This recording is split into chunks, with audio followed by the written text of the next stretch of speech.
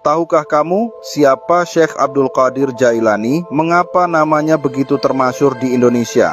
Syekh Abdul Qadir Jailani dilahirkan di negara Jailan, satu negara bawahan Tobaristan, wilayah kuno bersejarah yang kini berada dalam wilayah Iran.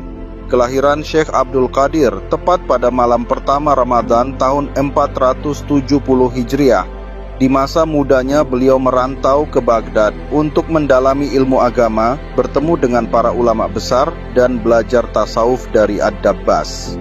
Syekh Abdul Qadir Jailani menuntut ilmu dengan penuh kesungguhan. Beliau belajar fikih, hadis, tafsir, dan ilmu kalam, hingga akhirnya dikenal sebagai ahli fikih yang disegani. Namun kehausannya terhadap ilmu tidak berhenti di situ. Beliau juga mendalami tasawuf, menyelami kedalaman spiritual di bawah bimbingan para sufi besar, di antaranya Syekh Abu Al-Khair Hamad Ad-Dabbas dan Syekh Abu Sa'id Al-Mukharrami. Setelah bertahun-tahun menuntut ilmu dan berjuang melawan hawa nafsu, beliau mencapai makam ruhani yang tinggi. Dari sinilah muncul cahaya kewalian yang memancar ke seluruh penjuru dunia Islam. Murid-murid berdatangan dari berbagai negeri untuk menimba ilmu dan bimbingan darinya. Beliau kemudian mendirikan Madrasah Al-Qadiriyah di Baghdad, sebuah pusat ilmu yang mengajarkan perpaduan antara syariat dan hakikat, antara ilmu lahir dan batin. Dari sinilah lahir Tarekat Qadiriyah, salah satu tarekat sufi tertua dan paling berpengaruh di dunia Islam, yang hingga kini masih tersebar luas di Timur Tengah, Afrika, Asia Selatan,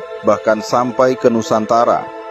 Kehidupan beliau dipenuhi karamah, tanda-tanda kekuasaan Allah yang tampak melalui dirinya. Namun Syekh Abdul Qadir selalu menegaskan bahwa semua itu bukan karena dirinya, melainkan semata-mata karena rahmat dan kehendak Allah Subhanahu wa Ta'ala. Beliau wafat di Baghdad pada 10 Muharram 571 Hijriah atau 1186 Masehi.